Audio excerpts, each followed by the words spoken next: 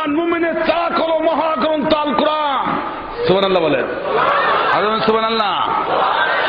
আর এই মহাগ্রন্থ আল কোরআনের আইন বাস্তবায়নের জন্য যারা নেতৃত্ব দেয় ওরা হলো উলিল আমর। ধ্যান রাখলাম, ওরা হলো উলিল আমর, ওরা মুমিনের চাক। রাসূল বলেছেন আল উলামা ওয়ারাসাতুল আম্বিয়া, নায়েবে রাসূল হলো মুমিনের চাক। সুবহানাল্লাহ বলেন। আমার রাসূল বলেছেন উলিল আমরের আল্লাহ বলেছে উলিল আমরের আনুগত্য করা কি ফরজ, ঠিক কিনা? নায়েবে রাসূলের আনুগত্য করা ফরজ। তাহলে যাদের আনুগত্য করা ফরজ, ওই ইমাম সাহেব হুজুর আপনার কাছে প্রশ্ন করতে চায়, সে উলিল আমর আর সে নায়েবে রাসূল, তাদের চিনাও ফরজ।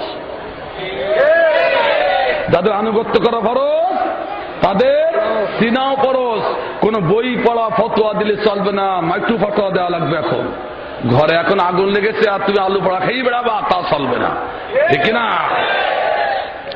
আমার ভাইজান, তাহলে সে উলিল আমর কারা, সে নায়েবে রাসূল কারা, চিনা লাগবে কিনা? আর লাগবে কিনা? যাদের আনুগত্য করা ফরজ তাদের চিনাও যখন ফরজ, আগে তাদের চিনতে হবে, ঠিক কিনা? আমার ভাইজান, বাংলাদেশে ফার্স্ট ক্লাস উলিল আমর যারা আছেন তার ভিতরে অন্যতম হলেন আল্লামা দেলোয়ার হোসেন সাঈদী।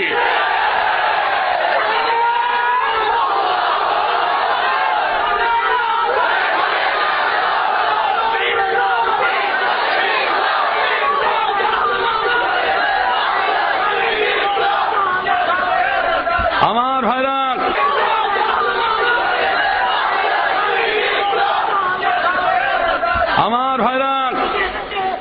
আমার ভাইরা শুনে যান, অনেকে আল্লামা দেলোয়ার হোসেন সাঈদীর নাম বললে ওদের অন্তরে কুটুস কুটুস করে কামড়ায় ওঠে। যে ইমাম, শুনে, যে ইমাম আল্লামা দেলোয়ার হোসেন সাঈদীর নাম নিতে চায় না মসজিদে, ওর জন্য দোয়া করতে চায় না, আমি ফতোয়া দিয়ে গেলাম, ওই ইমামের পিছনে কোন মুমিনের ইক্তেদা করা যায় যাবে না।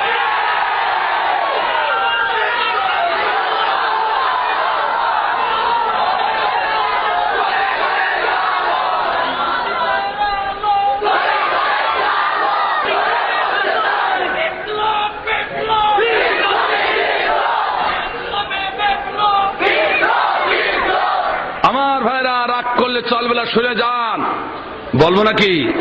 হাটে যখন হাড়ি ভাঙা শুরু করেছি, ভালো করে ভেঙে দিয়ে যাব। সারা বিশ্বে আন্তর্জাতিক পর্যায়ে দুটি বিশ্ববিদ্যালয় বড়। আন্তর্জাতিক পর্যায়ে একটা হলো অক্সফোর্ড বিশ্ববিদ্যালয়, ইহুদি খ্রিস্টানের তৈরি, আর একটা হলো জামিয়া আজহার বিশ্ববিদ্যালয়, মিশরের মুসলমানের তৈরি। জামিয়া আজহার বিশ্ববিদ্যালয়ের বিশিষ্ট আলোচক, বিশিষ্ট আলেমে দ্বীন প্রফেসর ডক্টর আব্দুল বারী সাহেব বললেন, ও বাংলাদেশের মুসলমানেরা, তোমরা আল্লামা দেলোয়ার হোসেন সাঈদীকে কিভাবে চেনো, কিভাবে জানো? আমি জানি না, কিন্তু আমি তাকে কাছ থেকে দেখেছি, কাছ থেকে চিনি।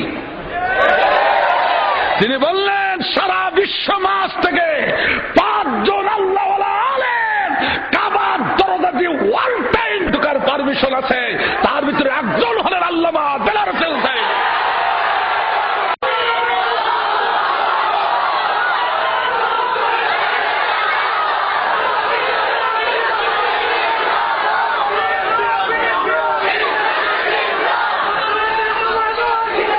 ভাইরা, শুনতে হবে কথা, কথাও শুনতে হবে। শুনুন, কথা, অনেক কথা, যেহেতু আমার ভিতরে অনেক কথা বড় কষ্টে আজকে বলতে হচ্ছে, আপনাদেরও কথা বলবো আজকে। আমি চট্টগ্রামে এসে যা দেখেছি তা না বলি ছাড় মানে না। আমার ভাইরা, সারা বাংলাদেশে ঘুরে যা দেখছি এবং আজকেও যা দেখছি, দেখলাম, সব বলবো।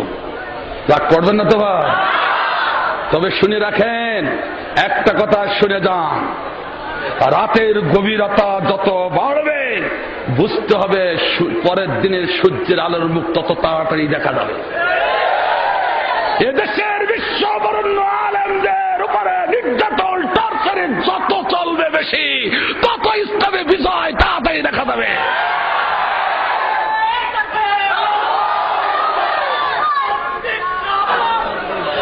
ভাইজান শুনে যান, আল্লামা দেলোয়ার হোসেন সাঈদী শুধু বিশ্ববরেণ্য আলেম নন, আল্লামা দেলোয়ার হোসেন সাঈদী বাংলার জমিনে শ্রেষ্ঠ একজন আল্লাহর ওলি।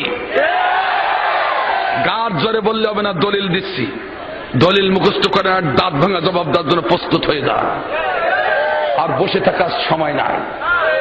আমার ভাইজান দলিলকে আমি ইবনে কাসিরি দেখলাম, শুনুন, তাফসীর ইবনে কাসিরের ভিতরে আমি পেলাম, কাউকে আল্লাহর ওলি বলতে হলে মুখস্থ করুন, কাউকে আল্লাহর ওলি বলতে হলে ন্যূনতম 3টি শর্ত লাগবে। কয়টা? 3টি শর্ত মুখস্থ করুন। প্রথম শর্ত হলো বিসমিল্লাহর বাদ থেকে নাসের সিন পর্যন্ত নাড়া আরবি গড় গড় করে গ্রামার দিয়ে পড়ার ক্ষমতা থাকতে হবে। আলেমরা বুঝতে পেরেছে নাড়া আরবি কার কয়, যে আরবিতে জের জবর পেশ নাই। এই আরবি পড়া কিন্তু অত সহজ নয়, অনেক হুজুরা ঠ্যাং কাঁপতে কাঁপতে পুড়িয়ে যায়। না, আমি সাতক্ষীরার কথা বললাম, আমি চট্টগ্রামের কথা বলে কি মায়ের খাবো? এরা বড় বড় হুজুর সব। আমার ভাইজান, আমি বলতেছিলাম আল্লামা দেলোয়ার হোসেন সাঈদীর ভিতরে এই গুণটা আছে কিনা দেখার দরকার আছে। তো মুখে বললে হবে না, দলিল দিতে হবে। শুনুন, দলিল নিয়ে যান। সৌদি আরব 1000 আলেম বাছাই করলো সারা বিশ্ব মাস থেকে নাড়া আরবি পরীক্ষা নেওয়ার জন্য, তাতে আল্লামা দেলোয়ার হোসেন সাঈদী ছিলেন। 1000 মার্কসের পরীক্ষা হলো না আরবি, পরীক্ষার পরে খাতা দেখা হয়ে গেল, রেজাল্ট আউট হয়ে গেল। রেজাল্ট আউটের পরে দেখা গেল একজন আলেম নাম্বারে হিমালয় পর্বতের চূড়ায়, আর সব আলেমগুলো হিমালয় পর্বতের পাদদেশে। যে আলেমটা 1000 মার্কসের ভিতরে 999 পেয়ে যে আলেমটি ফার্স্ট হয়েছিলেন, সে আলেমটি আর কেউ নয়, বাংলাদেশের অহংকার, বাংলাদেশের গর্ব, আল্লামা দেলোয়ার হোসেন সাঈদী। কার সম্পর্কে কি বলতে চান আপনারা হিসাব করে চান। আমার ভাইজান, শুধু এই নয়, দ্বিতীয় শর্ত হলো বিসমিল্লাহর বাদ থেকে নিয়ে নাসের সিন পর্যন্ত অর্থ সহ ব্যাখ্যা করার সামর্থ্য থাকতে হবে। আল্লামা দেলোয়ার হোসেন সাঈদীর ভিতরে সেটা আছে কিনা তাও একটু দেখার দরকার। ও ভাই, বাস্তবতা তো অস্বীকার করা যাবে না। বাংলাদেশে 12,500 পীর, চট্টগ্রামেও এসে দেখলাম পীরের অভাব নেই। আমার ভাইজান, 12,500 পীর।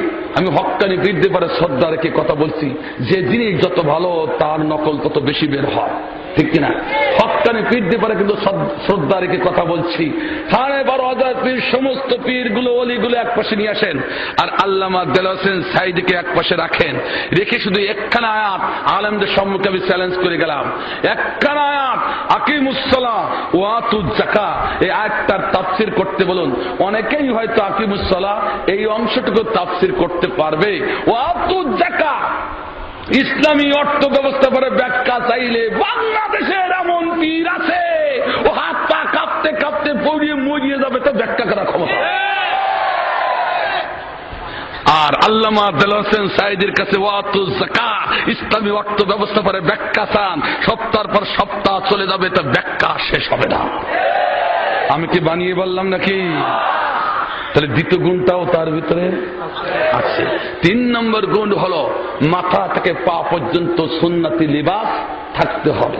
আল্লামা দেলোয়ার হোসেন সাঈদীকে তো আপনারাই বেশি চেনেন, ঠিক কিনা? ঠিক কিনা? কাজে আমি মনে করি সুন্নতি লিবাসে তার কোনো ঘাটতি নাই।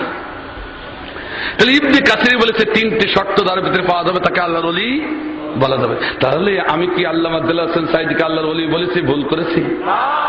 এখন অনেকে প্রশ্ন, শ্রেষ্ঠ ওলি কেন বললে?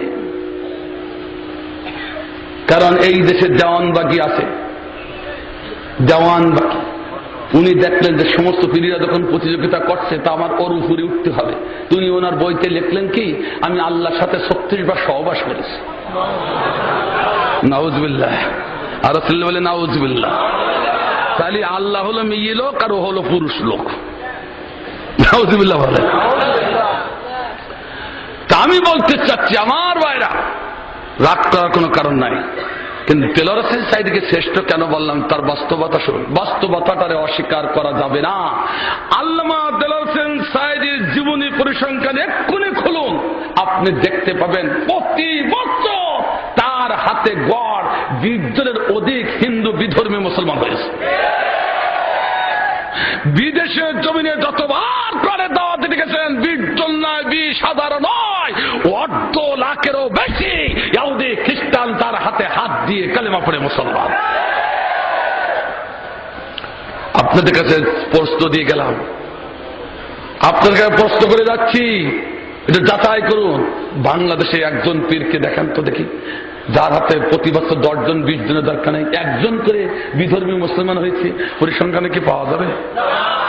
তাহলে আশ্চর্য বিচার আপনাদের কাছে দিয়ে গেলাম, যার হাতে প্রতি বছর বাংলার জমিনে 20 জনের অধিক বিধর্মী মুসলমান, বিশ্বের 50,000-এর অধিক ইহুদি খ্রিস্টান যার হাতে হাত দিয়ে কালেমা পড়ে মুসলমান হলো, সে আল্লাহর বড় ওলি হবে না? তুমি দাবি করলে কি করিয়ে? ঠিক না? বেশাক আল্লামা দেলাওয়ার হোসেন সাঈদী এই জমিনে একজন আল্লাহর বড় ওলি। তিনি আনন্দে না কষ্টে? আসতে বলেন কেন? এটা হচ্ছে মুসলমানের চাক যদি হয়, সে চাকে ঘা পড়িয়েছে কিনা, সে চাকে ঢিল ছুড়েছে কিনা, তাহলে মুসলমান কার বসে থাকবে? আসতে বলেন কার বসে থাকবে? তাই তো আমরা এই চট্টগ্রামের এই ময়দান থেকে ঘোষণা করতে চাই, বিশ্ব বরেণ্য আলেম আল্লামা দেলাওয়ার হোসেন সাঈদীকে নিয়ে লেলা খেলা করা যাবে না, অবিলম্বে তাকে ছেড়ে দেওয়া হোক। আর তোমরা শুনে রাখো, তোমরা যদি কৌশল করে এই বিশ্ব বরেণ্য আলেমগুলো জেলখানায় যদি ফাঁসির মঞ্চে ঝোলাতে চাও, তোমরা শুনে দাও, বাংলাদেশের টেকনাফ থেকে তেতুলিয়া, সুন্দরবন থেকে বান্দরবান, ইসলামী আন্দোলনের কর্মীরা তথা 16 কোটি তাওহীদ জনতা ওত পেতে বসে আছে।